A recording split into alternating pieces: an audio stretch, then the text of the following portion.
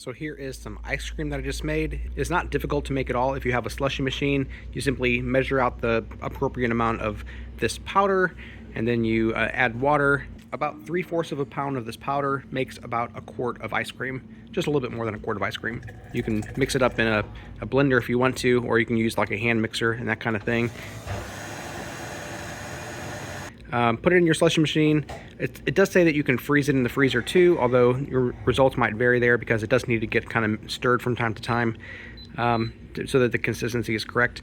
But yeah, once it's all done, this is the consistency. It looks really good to me. I did try it in a cone earlier just a second ago. It was really good.